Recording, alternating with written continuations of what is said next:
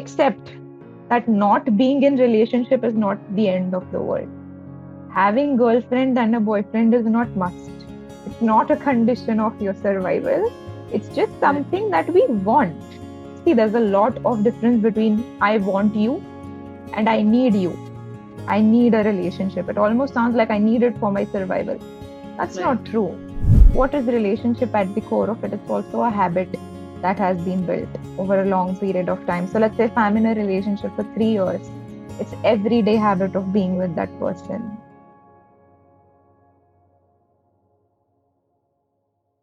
Let's call it quits. These words keep playing on loop in our mind, and you are missing your ex partner. It was probably the last thing you were expecting from them. Surely there were some rough patches in your relationship, but you never really expected a breakup. You're hurt, and in a heartbreaking silence, you put down your hope and go about your day with misery clouding over your head. Hi, I'm Urvashi Bisht, head psychologist at Heyy and a practicing psychotherapist with more than 5 years of experience. Today we have with us Rasika Karkare, who will help us walk through the feelings we feel after breakup. Miss Rasika Karkare is the founder of one of India's leading online therapy platforms, MindVoyage. She's a counseling psychologist and a certified couple therapist. She has had the opportunity to contribute to other prestigious organizations like TEDx, Z News, Midday, Mumbai Mahanagar, and Hindustan Times over the last few years. With her experience and forte, let us understand how to deal with post-breakup loneliness. So welcome to the space, Rasika. Thank you so much for taking out time for this conversation. Thank you for inviting me, and I think that's a lovely introduction, first of all. So thank you for that. And also this topic, I think it's brilliant and needs to be spoken about. So thank you for picking up this topic and inviting me to talk about it. Right. So Rasika, now that you belong to this field, this is your forte. I'm sure you see on everyday basis clients bringing up this issue. So how common, how frequently you see clients bringing up such concerns, whether it's in a couple setup or whether they come individually for these issues? So that's a wonderful question to begin with. And I think it's quite often because also the age population that I see is between 20 to 35.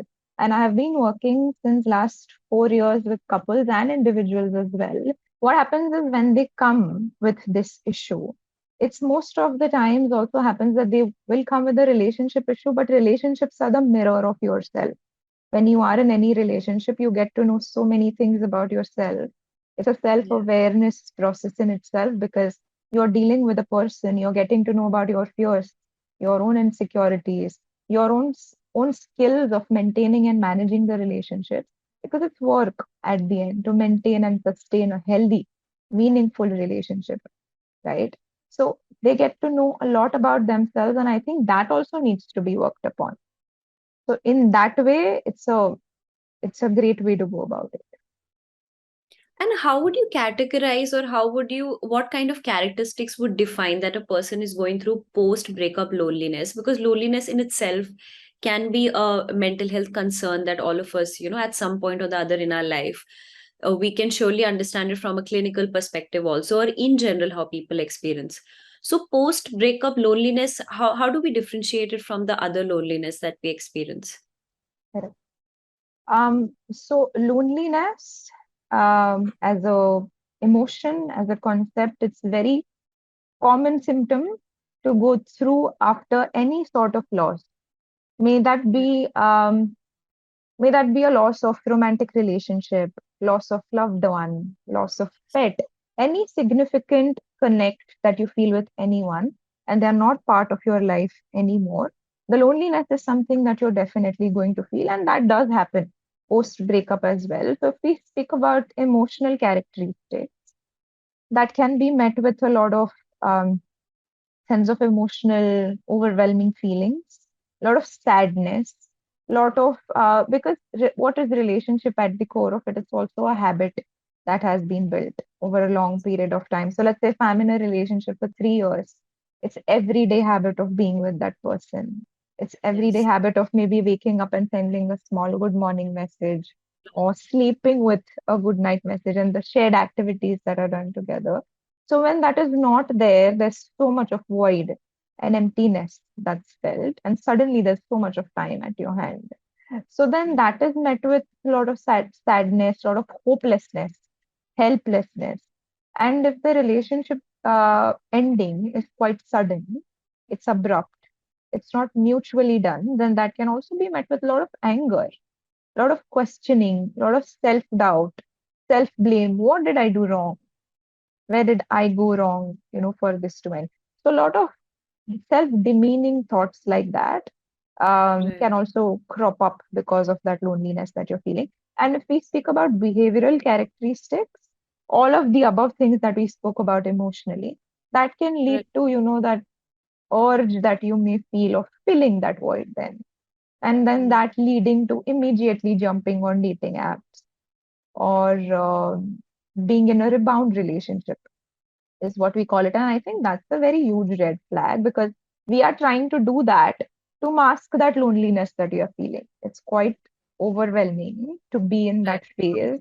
So we want some quick fix now. So we try and create some different food to give our brain so we are not thinking about those difficult thoughts and those Mm. difficult emotions.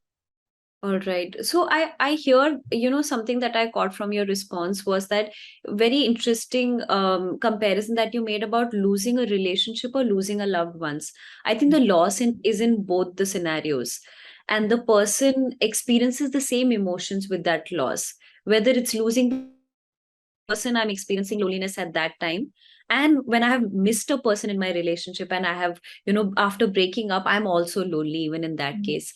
I'm Yeah. reliving with those memories, and I'm revisiting those scenarios because, as you mentioned, highlighted in the first response, it has become a part of your life. It has become a Mm. habit. But how do we, in general, if we have to share it with our listeners and viewers, what sort of mechanism, what sort of strategies can help me cope with it better? Yeah. I think this is going to be the part of the video that most people will skip to. So let's give a little bit Yeah. more importance to this Yes. answer. And I completely agree with you that a lot of people do not have the privileges or right resources enough for Yeah. them to understand that they are going through something significant. It is an Right. end of something, and that end is going to hit them with certain kind of loss, loneliness, difficult negative emotions, which can be unhealthy for their overall mental health, emotional health, and then physical health as well. So I Yes. think through this video, let's try and educate them about what they can do at that point in time, right? So Right. first of all, I would again like to emphasize on don't be harsh on yourself at that point in time. Don't be judgmental. Try and remove that layer towards yourself and try and start developing a very healthy relationship with yourself first.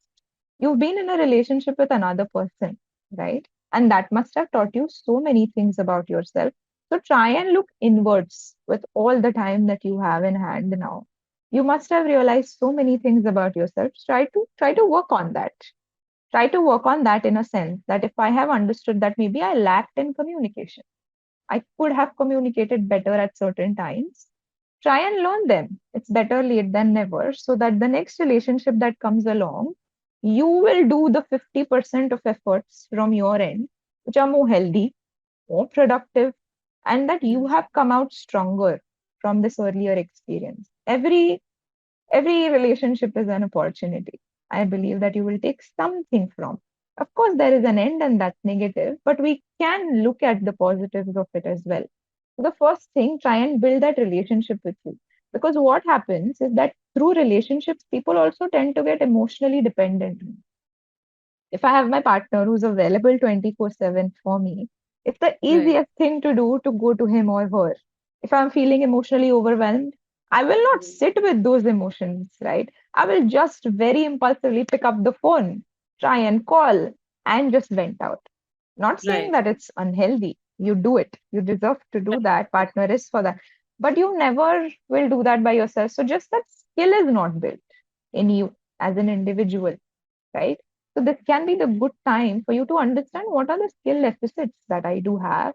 Is there emotional dependency that was there in my earlier relationship? How can I fill that void by myself rather than seeking out another source for my dependence? Try and visit your hobbies back, maybe some things that you've left behind. something that you Yes. absolutely enjoyed, but it took a step back when you entered the relationship. Because it's quite natural that your partner's likes becomes your like and there's exchange like that. And sometimes you just may not find time to indulge with yourself, with your likings, your wishes. Try and do that. Thirdly, accept that not being in relationship is not the end of the world. Having girlfriend and a boyfriend is not must. It's not a condition of your survival. It's just Right. something that we want. It's not that, see, there's a lot of difference between I want you and I need you. I need a relationship. It almost sounds like I need it for my survival. That's Right. not true. When you say, I want a partner, it's nice. You're a human being. You'll want that touch. You'll want that affection. You'll want that warm attention from another person.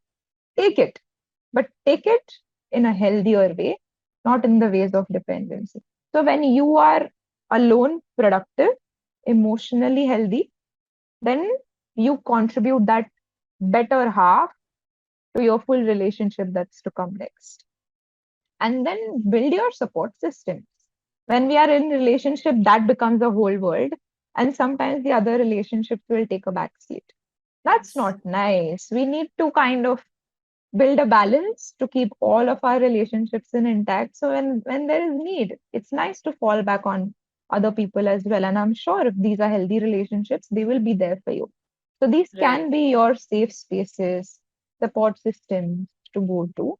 Vent out, try and make sense of your experience, listen from their experiences, etc. And my advice to these people would be who are helping the people is Right. just be empathetic. Don't try and judge their experiences. Don't jump in to give advices. No one needs them at that point in time. Maybe just they want a safe space to vent out. And on top Yes. of that, ask how they want to be helped. So if you are coming to me and sharing a difficult, emotional, vulnerable experience, I will Hmm. listen to it and I will ask you, okay, I take all of this information. I know it must have been very difficult. What do you want me to do with this information? As a friend, how do you want to be helped? Then you allow that person to tell you, no, ki kuch mat kar, Right. just listen to me. Or tell me what Hmm. to do about this. Or just sit down with me and do something. Or let's just go out. Let's go out for a nice dinner. Let's dress up and go out. Yes. So these are the things you can extend help in the healthier ways as well. I think we have covered two areas, the self help bit and also helping people around you, your family members. In fact, something that tends to happen is that when we negate our social support and we tend to make our relationship our entire world and focus, that Mm, becomes another reason that post breakup we tend to get into this lonely mm, state because we ended up pushing everybody aside when we were in the relationship. So I'm mm. sure sometimes that can also be a contributing factor to not be able to reach out back to them because there's this sense of Mm. embarrassment, guilt that I didn't focus much on that aspect when I was in the relationship. Since we are on the topic of loneliness, I want to sum up through a beautiful quote that I really, really hold very close to and also tell all my clients. So I'm just going to read that out.